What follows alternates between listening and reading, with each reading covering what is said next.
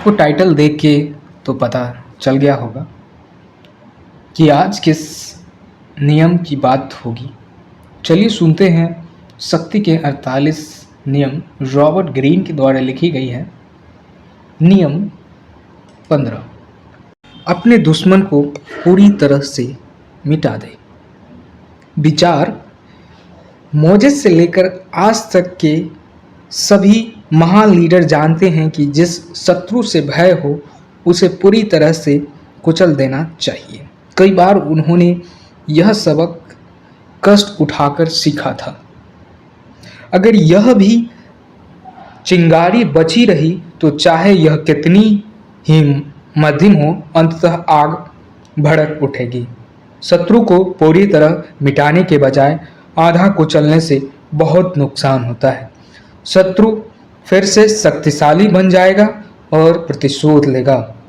उसे पूरी तरह कुचल डालो, शरीर से नहीं बल्कि आत्मा से भी।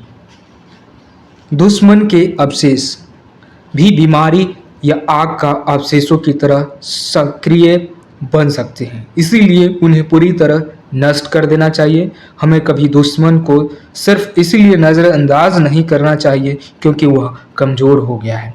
घास के पले में छोटी आग भी चिंगारी की तरह ही वह भी कुछ समय बाद खतरनाक बन सकता है। कौटिल्य, भारतीय दार्शनिक, 3री सदी ईसा पूर्व। शक्ति की कुंजी। शक्ति के संघर्ष में आपके बहुत से प्रतिद्वंदी और दुश्मन बनेंगे। कुछ लोग आपके दुश्मन जरूर बनेंगे, भले ही आप कुछ भी कर ले। इस तरह के दुश्मन आपका बुरा चाहेंगे। उनके इरादे आपको खत्म करने के होते हैं। अगर उनसे जूझते समय आप दया या समझौता की आशा में या 3/4 रास्ते पर ही रुक जाते हैं तो इससे आपको कोई फायदा नहीं होगा। उल्टे इसकी बदौलत उनका संकल्प और नफरत बढ़ जाएगी। किसी न किसी दिन आपसे बदला लेकर ही वह भी रहेंगे। हो सकता है आपसे पराजित होने के बाद कुछ समय तक दोस्ताना व्यवहार का ढोंग करें, लेकिन ऐसा सिर्फ इसलिए होगा क्योंकि उनके पास कोई दूसरा विकल्प नहीं है और वे सही वक्त का इंतजार कर रहे हैं। सावधान, अपने दुश्मनों पर दया न करें, उनकी नफरत को व्यक्तिगत रूप से न लें। अपने दुश्मनों को उसी तरह से पूरा कुचल डालें जिस तरह मौका मिलने पर वे आपको कुचल डालते हैं। दुश्मनों के मिट जाने के बाद ही आपकी शांति और सुरक्षा मिल सकती है। माओ तेओ तुंग इस नियम के महत्व को जानते थे। 1934 में साम्यवादी नेता माओ तेसे तुंग और उनके लगभग 75,000 सैनिक पश्चिमी सैनिक के वीरान पहाड़ों में छिप गए। वे चांग काई शेक की विशाल सेना से बचने के लिए वहां छिपे थे। पूर्ण विजय पाने के लिए आपको बेरहम बनना होगा। नेपोलियन बोनापार्ट 1769 से 1821। च्वांग साम्यवादी को पूरी तरह से खत्म करने का आमादा था। नतीजा यह हुआ कि कुछ साल बाद माओ के सैनिक की संख्या 10,000 से भी कम रह गई।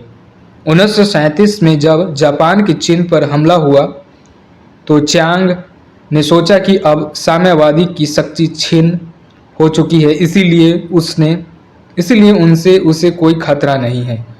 उनसे साम्यवादी का पीछा छोड़ने और जापानियों पर ध्यान केंद्रित करने का विकल्प चुना, लेकिन यह उसकी भूल थी। 10 साल बाद साम्यवादी इतने शक्तिशाली बन गए कि उन्होंने च्यांग की सेना को पछाड़ दिया। च्यांग दुश्मन को मिटा देने की बुद्धिमत्ता को भूल गया था। माओ नहीं भूले थे। माओ के च्यांग का तब तक पीछा किया जब तक कि वह और उसकी पूरी सेना ताइवान के टापू पर नहीं भाग गई। आज तक मुख्य चीन पर च्यांग के शासन का कोई चिन्ह नहीं है। आधुनिक युद्ध कला का सूत्र है पूर्ण विजय का लक्ष्य। युद्ध के प्रमुख दार्शनिक कार्ल वॉन क्लॉजेविट्ज ने इसे अच्छी तरह से परिभाषित किया है। नेपोलियन के अभियानों का विश्लेषण करते हुए वॉन क्लोजविट्स ने लिखा है, हमारा दावा है कि दुश्मन की सेनाओं का पूरी विनाश ही हमें सबसे प्रमुख लक्ष्य होना चाहिए। बड़ी विजय हासिल करने के बाद आराम करने की या सुस्ताने की कोई चर्चा नहीं होना चाहिए। इसके बजाय लगे रहने, दुश्मन की पीछा करने और उसकी संपत्ति पर कब्जा करने, उसके संसाधनों को नष्ट करने और हर उस चीज़ को ख़त्म करने की ज़रूरत है जिससे दुश्मन की सहायता और राहत मिल सके। इसका कारण यह है कि युद्ध के बाद हमेशा समझौता होता है और दोबारा क्षेत्र का बंटवारा होता है। अगर आप सिर्फ आधी अधूरी जीत हासिल करेंगे तो आप युद्ध में जीती लगभग सभी चीज़ें समझौता में हार जाएंगे। समाधान आसान है, अपने दुश्मनों के सामने कोई विकल्प न छोड़ें, उन्हें पूरी तरह मिटा दें। इसके बाद उनका इलाका आपको हो जाएगा जिस पर आप अपनी मनचाही योजनाएं लागू कर सकते हैं। शक्ति का लक्ष्य दुश्मनों को पूरी तरह से नियंत्रित करना और अपनी इच्छा का पालन करवाना। आप आधे रास्ते तक पहुंचकर यह हासिल नहीं कर सकते।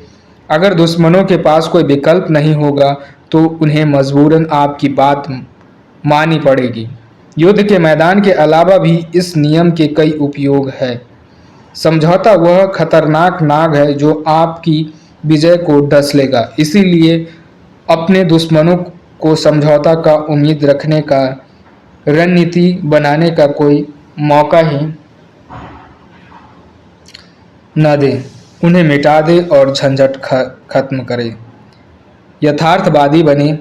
अगर आप अपने शत्रुओं के प्रति निर्मम नहीं हैं तो आप कभी सुरक्षित नहीं रहेंगे। अगर आप उन्हें मिटाने या अपनी नज़रों से दूर रखने की स्थिति में नहीं हैं तो आप कम से कम इतना तो समझ ही ले कि वे आपके खिलाफ साजिश कर रहे हैं। उनकी दोस्ती के नाटक पर जरा भी ध्यान न दें। इस तरह की स्थिति में सतर्कता ही आपका इकलौता हथियार है।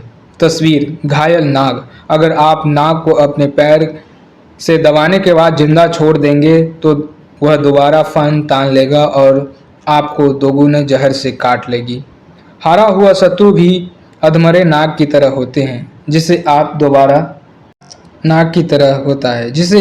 आप दोबारा शक्तिशाली बनने का मौका देते हैं। समय के साथ साथ उसका जहर बढ़ता जाता है। विशेषज्ञ की राय, इस बात पर ध्यान दें कि लोगों को तो पुचकारा जाना चाहिए या पूरी तरह मिटा देना चाहिए। छोटी चोटों के लिए तो वे प्रतिशोध लेंगे लेकिन बड़े आघातों के लिए वे भी प्रतिशोध नहीं ले सकते। इसीलिए मनुष्य को इस तरह से चोट पहुंचाना चाहिए ताकि उसे प्रतिशोध से डरने की जरूरत ना पड़े। निकोलो मैकियावेली 1469 से 1527 तक। आपको इस नियम से कुछ सीखने को जरूर मिला होगा, तो लाइक करें और हमें उम्मीद है आपके जीवन पहले से बेहतर होगी। ऐसे जीवन का नियम सीखना चाहते हैं तो मेरे चैनल को सब्सक्राइब कर लें। धन्यवाद।